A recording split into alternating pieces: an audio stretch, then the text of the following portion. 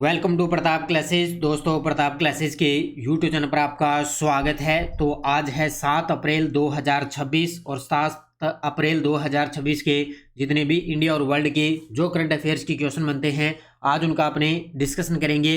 पूरा वीडियो ध्यान से देखना और लास्ट में आपसे क्वेश्चन पूछूंगा जिनके जवाब आपको कमेंट बॉक्स में देना होगा। कल आपको क्लास नहीं मिली थी तो कल 6 और 7 अप्रैल 2026 एक साथ करंट अफेयर्स को पढ़ेंगे। तो आज अपने पढ़ेंगे आईएनएस तारागिरी व अरिदमन को भारतीय नौसेना में कमीशन किया गया। दिसंबर 2025 तक इसरो के द्वारा 22 उपग्रहों का प्रमोशन किया गया और यशोदा और कृष्ण भारत में अब तक की सबसे महंगी पेंटिंग जो है रिकॉर्ड हुई है। तो इसके आज हम इनके बारे में अच्छे तरीके से पढ़ेंगे। तो जो भी साथी bank, UPSC, SSGD, RAS, railway, first grade, LDC कोई भी एग्जाम हो उन सभी एग्जाम के लिए डेली आपको ये करंट अफेयर्स की क्लास आपको देखनी पड़ेगी। करते हैं स्टार्ट आज की क्लास। संडे के दिन आपको वीकली क्लास मिली थी। ये हमने जो 4 अप्रैल को पढ़ा था, 4 अप्रैल को जो करंट पढ़ा उन क्वेश्चनों को एक बार हम रिवीजन करेंगे। खेलो इंडिया ट्राइबल गेम्स 2026 में स्मृत चैंपियन कौन बना है? कर्नाटक।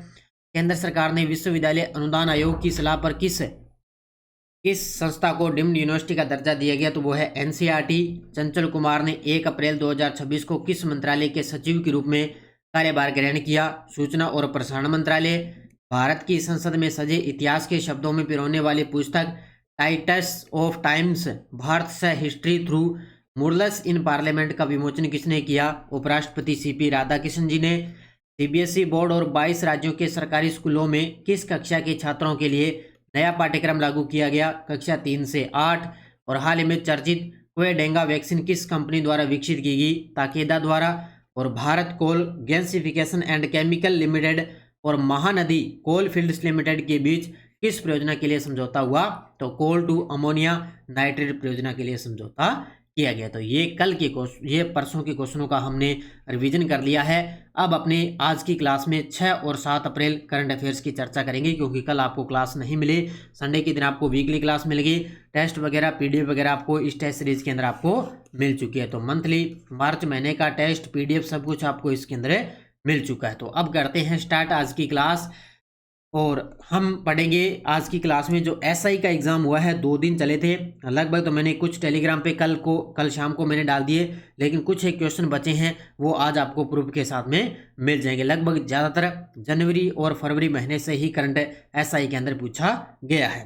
करते हैं स्टार्ट आज की क्लास। सभी साथी एक बार कर दें सेशन को लाइक शेयर। पहला क्वेश्चन आपके सामने, हाल ही में रक्षा मंत्री राजनाथ सिंह ने किन जहाजों को भारतीय नौसेना के अंदर कमीशन किया है? और अभी आपने देखा होगा एसआई का एग्जाम हुआ और 2 करंट अफेयर्स के क्वेश्चन के अंदर यहाँ से जो भारतीय नौसेना के अंदर जो मुख्य युद्धपोत है, जो जहाज है ना, वहां से क्वेश्चन पूछा गया है। तो इसका उत्तर क्या होगा? Option number C. एक तो है आईएनएस तारागिरी और एक है आईएनएस अरिदमन। इन दोनों को रक्षा मंत्री राजनाथ सिंह ने दोनों जहाजों को भारतीय नौसेना के अंदर कमीशन किया है। अब इसको अच्छे तरीके से पढ़ लेना, पूरी डिटेल में लेके आया हूं। तो रक्षा मंत्री राजनाथ सिंह ने आईएनएस तारागिरी और आईएनएस अरिदमन को भारतीय नौसेना में कमीशन किया है। यह समारोह विशाखापट्टनम स्थित नौसेना गोदी के अंदर इसका आयोजन किया गया है। अब देखो, सबसे पहले हम पढ़ेंगे आईएनएस तारागिरी की विशेषता। ये प्रोजेक्ट 17A के तहत निर्मित स्टील्थ फ्रिगेट है और इस प्रोजेक्ट का ये चौथा युद्धपोत है। अब ये डिटेल पढ़ लेना अच्छे तरीके से। इसका निर्माण Mazagon Dock Shipbuilders Limited Mumbai द्वारा किया गया और ये पूरी तरह से भारत में निर्मित है। तो ये आपको याद रखना है। इस प्रोजेक्ट का चौथा युद्धपोत है, 17A के तहत निर्मित स्टील्थ फ्रिगेट है। कौन सा? आईएनएस तारागिरी। इसके अलावा हमने पढ़ा आईएनएस अरिदमन। अब इसकी विशेषता, ये nuclear powered ballistics missile submarine है और इसका निर्माण हुआ है विशाखापट्टनम स्थित गुप्त शिप बिल्डिंग सेंटर के अंदर इसका निर्माण हुआ। ये 8 वर्टिकल लॉन्च ट्यूब्स से निर्मित है और मिसाइल क्षमता ये K4 मिसाइल है और K15 मिसाइल है, इसके अंदर क्षमता रहेगी। अब ये इस प्रकार की जो डिटेल है ना, सीधी सीधी आरपीएससी अगर कथन से प्रश्न आएगा करंट में तो पूरा डिटेल के माध्यम से आपको पूछा जाएगा। तो आईएनएस अरिदमन और एक है आईएनएस तारागिरी, इन दोनों को अभी हाल ही में भारतीय नौसेना के अंदर कमीशन किया गया। तो अच्छे तरीके से इसको याद कर लेना। अगला, चेतक स्क्रीन अवार्ड्स 2026 में सर्वश्रेष्ठ फिल्म का पुरस्कार किसे मिला है? वेरी वेरी इंपॉर्टेंट क्वेश्चन है, क्योंकि अभी आपको पता है एसआई के अंदर आए थे 31वें एनुअल अवार्ड्स का पूछा गया था पूरी डिटेल से, ठीक है। और अभी ये आ गया चेतक स्क्रीन अवार्ड्स 2026 में सर्वश्रेष्ठ फिल्म का पुरस्कार किस फिल्म ने जीता है? वो है होम बाउंड। किसने जीता है? Option number B, Home Bound ने ये पुरस्कार जीता है। देखो, चेतक स्क्रीन अवार्ड 2026 का आयोजन 5 अप्रैल 2026 को हुआ। यह समारोह है भारतीय सिनेमा के लिए महत्वपूर्ण अवार्ड इवेंट रहा था। प्रमुख विजेता फिल्म रही थी धुरंधर। कौन सी फिल्म रही थी? धुरंधर, जिसने टोटल 14 पुरस्कार जीते थे। अब देखो, प्रमुख विजेता के अंदर जो फिल्म है धुरंधर, उसने टोटल 14 पुरस्कार जीते हैं। सर्वश्रेष्ठ फिल्म रही थी होम बाउंड, और सर्वश्रेष्ठ निर्देशक आदित्य धर, जो धुरंधर के निर्देशक हैं, ठीक है, धुरंधर से संबंधित हैं आदित्य धर। इसके अलावा धुरंधर द्वारा जीते गए प्रमुख पुरस्कार, इसमें सर्वश्रेष्ठ अभिनेता पुरुष रहे थे रणवीर सिंह हैं। यानी कि जो धुरंधर मूवी है उसके अंदर जो सर्वश्रेष्ठ अभिनेता रहे थे वो रहे थे रणवीर सिंह। सर्वश्रेष्ठ अभिनेता पुरुषों में रणवीर सिंह धुरंधर के, और अभिनेता महिला के अंदर यामी गौतम हक से, कहाँ से? हक से है यामी गौतम। और सहायक भूमिका सर्वश्रेष्ठ सहायक अभिनेता पुरुषों के अंदर अक्षय खन्ना धुरंधर से, और अभिनेत्री महिला शालिनी वत्सा होम बाउंड से, और सर्वश्रेष्ठ ओटीटी फिल्म स्टोलन से रही है। अब देखो, अब जिसने एसआई का पेपर देखा है, एसआई का करंट देखा है, किस प्रकार के प्रश्न आ रहे हैं, अब इस प्रकार के दे के ना एग्जाम के अंदर इसमें से पूछा था कौन सा सम्मिलित नहीं है, इस प्रकार का ये प्रश्न आया करंट में अभी ताजा। तो इस प्रकार ये सारी चीजें मैं आपको करवाई है ताकि आपका यहाँ से क्वेश्चन गलत न हो। तो ये अच्छे तरीके से पढ़ लेना, चेतक स्क्रीन अवार्ड 2026, ठीक है।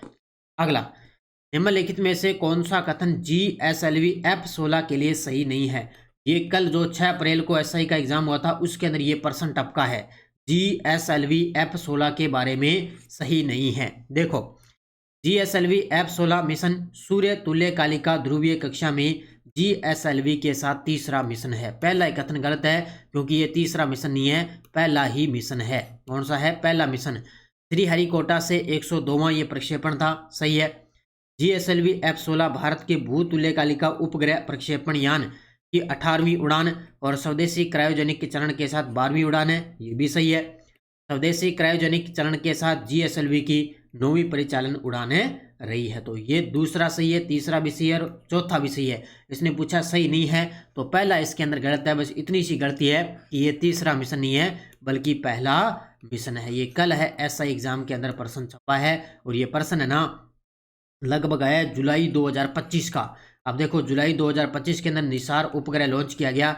उस उपग्रह के अंदर GSLV F16 रॉकेट का उपयोग किया गया था, वहां से प्रश्न एग्जामिनर ने उठाया है। देखो, GSLV F16 निसार मिशन उपग्रह के तहत इसका उपयोग किया गया। ये इसरो के GSLV द्वारा सूर्य तुल्यकालिका ध्रुवीय कक्षा में भेजा गया पहला मिशन था। बस ये आपको याद रखना है, पहला मिशन था। और इसका उपयोग आमतौर पर भूतुल्यकाई स्थानांतरण कक्षा में उपग्रहों को भेजने के लिए किया गया था, उपग्रहों को भेजने के लिए किया गया। और ये 30 जुलाई 2025 को प्रक्षेपित किया गया था।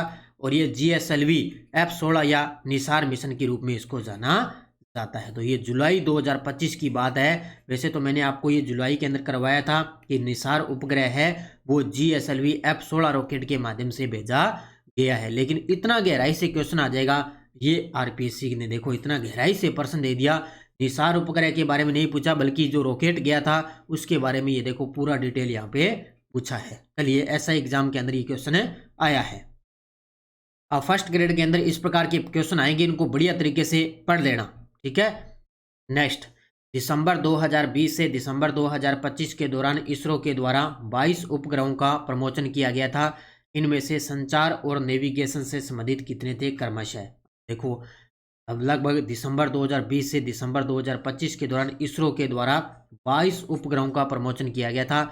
इसमें संचार के कितने थे और नेविगेशन के कितने थे? ये भी एसआई के एग्जाम के अंदर आया था 5 अप्रैल को। जो 5 अप्रैल को एग्जाम हुआ था उसके अंदर ये आया था। तो इसका उत्तर क्या होगा? इसका उत्तर होगा 2 नंबर।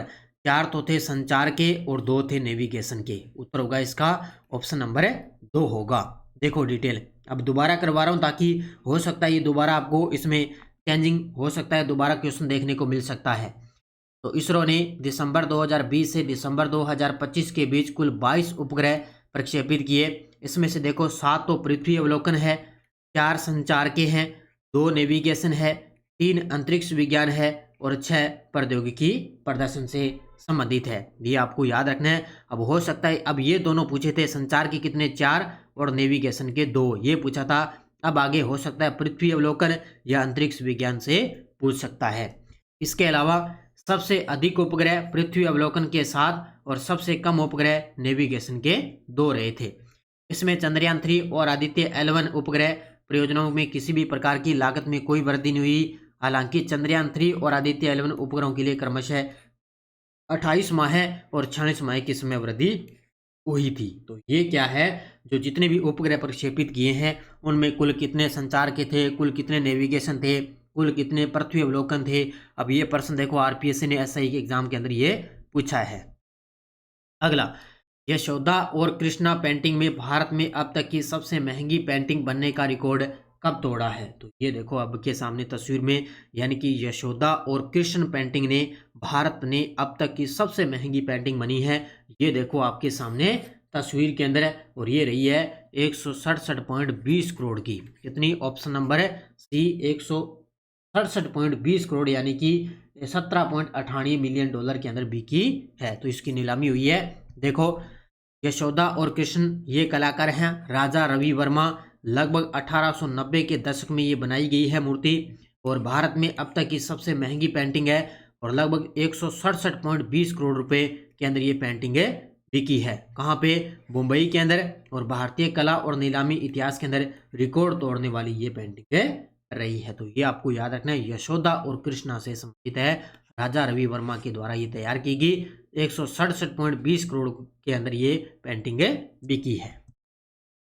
साधना सप्ताह 2026 कब बनाया गया है। साधना सप्ताह 2026 कब बनाया गया, तो ये 2 अप्रैल से स्टार्ट हुआ था और ये कल 8 अप्रैल 2026 तक चलेगा। तो 2 अप्रैल से लेकर 8 अप्रैल 2026 तक साधना सप्ताह 2026 जाएगा। यानी कि आजकल यानी कि अब आरपीएस ने जिस प्रकार करंट पूछा है ना, मतलब कुछ भी पूछा जा सकता है, इस प्रकार के प्रश्न हमें पढ़ने पड़ेंगे। तो साधना सप्ताह 2026 पूरा नाम राष्ट्रीय प्रगति के लिए अनुकूलनीय विकास और मानवीय योग्यता को सुदृढ़ करना है। उद्देश्य नागरिक केंद्रीय शासन को मजबूत करना, सिविल सेवाओं में क्षमता निर्माण और प्रकार है राष्ट्रव्यापी पहल के तहत इसका आयोजन 2 अप्रैल 2026 से 8 अप्रैल 2026 तक इसका आयोजन चला।